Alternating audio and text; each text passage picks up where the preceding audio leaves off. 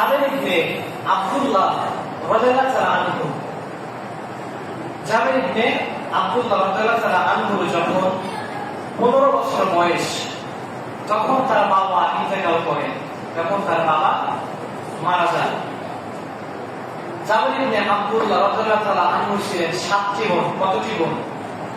7টি বোন ছিলেন।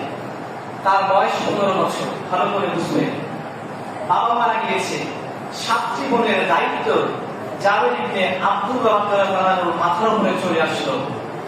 7টি বোনের দায়িত্ব তার কাঁধের উপরে চলে আসলো। যখন 2 বছর পেরিয়ে তার বয়স যখন 17 বছর হলো, তখন তাকে যুদ্ধের জন্য ডাক দেওয়া হলো। যুদ্ধের ময়দান থেকে তিনি ফিরছেন। রাসূল সাল্লাল্লাহু আলাইহি ওয়াসাল্লাম দেখতে পেলেন জাবের ইবনে আব্দুল্লাহ অনেক দূরে, অনেক পিছিয়ে আছে। রাসূল সাল্লাল্লাহু আলাইহি ওয়াসাল্লাম সাহাবীদেরকে বললেন, সাহাবীরা আপনারা এবার এখানে থামেন, তোমরা একটু দাঁড়াও, একটু স্লো যাও। যখন সাহাবীরা থামলেন, জাবের ইবনে আব্দুল্লাহ রাদিয়াল্লাহু তাআলা আনহু রাসূল সাল্লাল্লাহু আলাইহি ওয়াসাল্লামের কাছে চলে আসলেন। রাসূল জাবেরকে জিজ্ঞাসা করলেন, জাবের তুমি এত আস্তে আসছো কেন? তুমি এত ধীরে ধীরে কেন আসছো? জাবের ইবনে আব্দুল্লাহ রাদিয়াল্লাহু তাআলা বললেন, ইয়া রাসূলুল্লাহ, ইয়া হাবিবাল্লাহ, আমার যে উটটি রয়েছে, আমার এই উটটি হলো একটি দুর্বল উট। আমার এই দুর্বল উটটি জোরে দৌড়াতে পারছে না, জোরে হাঁটতে পারছে না, যার কারণে আমি আপনাদের থেকে অনেক পিছিয়ে চলে গিয়েছি। রাসূল সাল্লাল্লাহু আলাইহি ওয়াসাল্লাম জাবেরকে বললেন, জাবের তোমার উট এত দুর্বল কেন?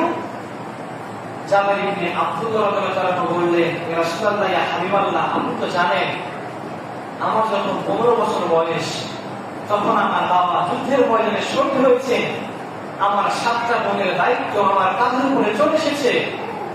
আমার বাবা রেখে যাওয়া সম্পদ হচ্ছে এই একটি দুর্বল উট। জোরে বলি সুবহানাল্লাহ। ইয়া রাসূলুল্লাহ, ইয়া হাবিবাল্লাহ, এই দুর্বল উট ছাড়া আমার আর কোনো সম্পদ নাই। রাসূল সাল্লাল্লাহু আলাইহি ওয়াসাল্লাম দেখতে পেলেন জাবেরের গায়ে জামায় একটা দাগ রয়েছে। রাসূল সাল্লাল্লাহু আলাইহি ওয়াসাল্লাম জিজ্ঞাসা করলেন, জাবের তোমার গায়ে এটা কিসের দাগ? তোমার জামায় এটা কিসের দাগ? তখন তৎকালীন সময়ে যারা সম্পদশালী ছিল, তখন তাদের শরীরের ভিতরে আঁচলের দাগ থাকতো। কিসের দাগ? কিন্তু সবাই এই আঁচল ব্যবহার করতে পারত না, সবাই এই আঁচল ব্যবহার করতে জানত না। রাসূল জিজ্ঞাসা করলেন, জাবের তোমার শরীরে এটা কিসের দাগ? জাবের ইবনে আব্দুল্লাহ রাদিয়াল্লাহু তাআলা বললেন, ইয়া রাসূলুল্লাহ, ইয়া হাবিবাল্লাহ, আমি বিবাহ করেছি। রাসূল সাল্লাল্লাহু আলাইহি ওয়াসাল্লাম বললেন, জাবের তুমি কাকে বিবাহ করেছো? জাবের বললেন, ইয়া রাসূলুল্লাহ, ইয়া হাবিবাল্লাহ, আমি একজন বিধবা নারীকে বিবাহ করেছি। কাকে বিবাহ করেছেন? একজন বিধবা নারীকে বিবাহ করেছেন। রাসূল সাল্লাল্লাহু আলাইহি ওয়াসাল্লাম বললেন, জাবের তুমি একজন বিধবা নারীকে কেন বিবাহ করলে? তুমি তো একটি কোনো যুবতী নারীর সঙ্গে বিবাহ করতে পারতে, যার সঙ্গে তুমি আনন্দ করতে পারতে, সে তোমার সঙ্গে আনন্দ করতে পারত, কিন্তু তুমি কেন বিধবা নারীকে বিবাহ করলে? তখন জাবের ইবনে আব্দুল্লাহ রাদিয়াল্লাহু তাআলা বললেন, ইয়া রাসূলুল্লাহ, ইয়া হাবিবাল্লাহ, আপনি জানেন আমার বাবা মারা গিয়েছে, আমার 7টা বোনের দায়িত্ব আমার কাঁধের উপরে।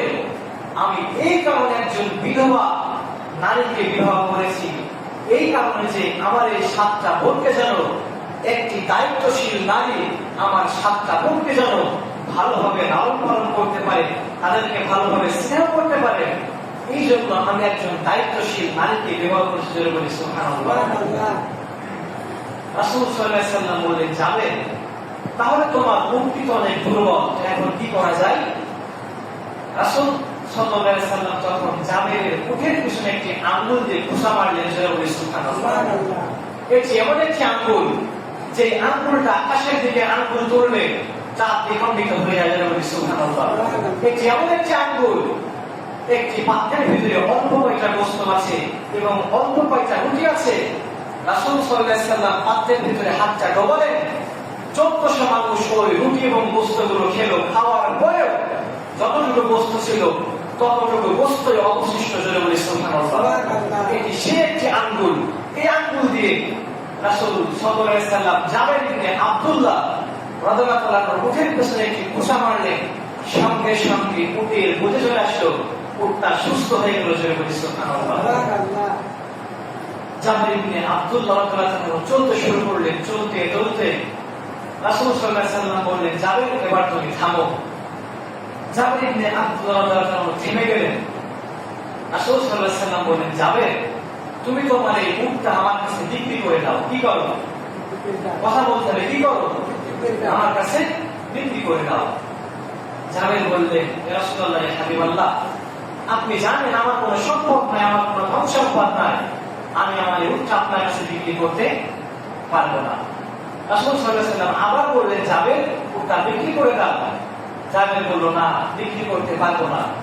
একবার নয়, দুইবার নয়, রাসূল তাকে 10 বার বললেন, জাবের তুমি উটটা বিক্রি করে দাও। জাবের বললেন, উটটা বিক্রি করতে পারবো না। রাসূল যখন 11 বার বললেন, জাবের তুমি তোমার উটটা বিক্রি করে দাও।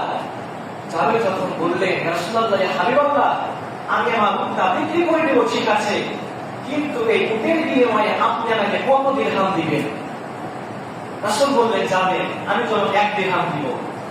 জাবের বললেন, রাসূলুল্লাহ, ইয়া হাবিবাল্লাহ, উটের দাম তো 1 দিরহাম নয়, আপনি 1 দিরহাম কেন দিবেন? রাসূল বললেন, আমি তোমাকে 2 দিরহাম দিব। জাবের রাজি হলো না। আমি তোমাকে 4 দিরহাম দিব। জাবের রাজি হলো না। আমি তোমাকে 8 দিরহাম দিব। জাবের রাজি হলো না। এক পর্যায়ে দামাদামি করতে করতে রাসূল সাল্লাল্লাহু আলাইহি সাল্লাম উটটার যতটুকু দাম এর থেকে 10 গুণ বৃদ্ধি করে বললেন, জাবের আমি তোমাকে 40 দিরহাম দিয়ে তোমার এই উটটি ক্রয় করতে চাই। বলি সুবহানাল্লাহ। জাবের ইবনে আব্দুল্লাহ রাদিয়াল্লাহু আনহু 40 দিরহামে রাসূলের কাছে উটটি বিক্রি করলেন।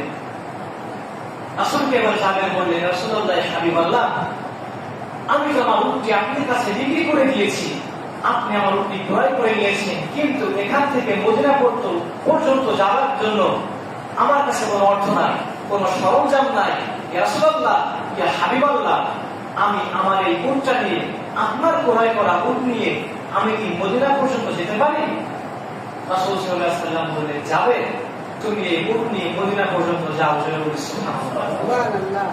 যখন সকল সাহাবীরা রাসূল সহ যাবে, যখন মদিনায় উপস্থিত হলেন, সকল সাহাবীরা নিজ গন্তব্যে নিজ বাসায় ফিরে যাচ্ছেন। রাসূল সাল্লাল্লাহু আলাইহি সাল্লাম নিজ বাসায় চলে যাচ্ছেন। হঠাৎ করে জাবের ইবনে আব্দুল্লাহ রাদিয়াল্লাহু তাআলা আনহু রাসূলকে ডেকে বললেন, ইয়া রাসূলুল্লাহ, ইয়া হাবিবাল্লাহ, আপনি কি আপনার উটটা নিয়ে যাবেন না? আমি তো আমার উটটা আপনার কাছে বিক্রি করে দিয়েছি, আপনি তো আমার উটটা আমার কাছ থেকে 40 দিরহাম দিয়ে ক্রয় করে নিয়েছেন, আপনি কি আপনার উটটা নিয়ে যাবেন না? রাসূল সাল্লাল্লাহু আলাইহি সাল্লাম বললেন, জাবের আমি আমার এই উটটা তোমাকে হাদিয়া দিয়ে দিলাম। জোরে বলি সুবহানাল্লাহ। তাহলে উটটাও হাদিয়া দিয়ে দেওয়া হয়ে গেল, 40 দিরহামও হাদিয়া দেওয়া হয়ে গেল। জোরে বলি সুবহানাল্লাহ। রাসূল সাল্লাল্লাহু আলাইহি সাল্লাম জাবেরকে এই উটটা দান করতে পারতেন, তাকে সাদকা করতে পারতেন, কিন্তু তিনি সাদকা করেন নাই। কারণ জাবেরের আত্মসম্মান নষ্ট হবে, জাবেরের আত্মমর্যাদা কমে যাবে। আল্লাহ সুবহানাহু ওয়া তাআলা সকল মানুষকে একটি ইজ্জত দিয়েছেন। এই উটটা দান করার কারণে জাবেরের 17 বছর বয়স, তার ইজ্জত কমে যাবে, সে মর্যাদাহীন হয়ে যাবে। রাসূল সাল্লাল্লাহু আলাইহি সাল্লাম তাকে অন্যভাবে উটটা দিতে পারতেন, কিন্তু তিনি দেন নাই। কারণ জাবেরের মনটা খারাপ হবে, জাবেরের মনটা খারাপ করতে পারে, তাকে খারাপ লাগতে পারে। এই কারণে রাসূল সাল্লাল্লাহু আলাইহি সাল্লাম বললেন, জাবের আমি তোমাকে আমার এই উটটা তোমাকে হাদিয়া দিলাম। জোরে বলি সুবহানাল্লাহ। আমরা জোরে বলি সুবহানাল্লাহ।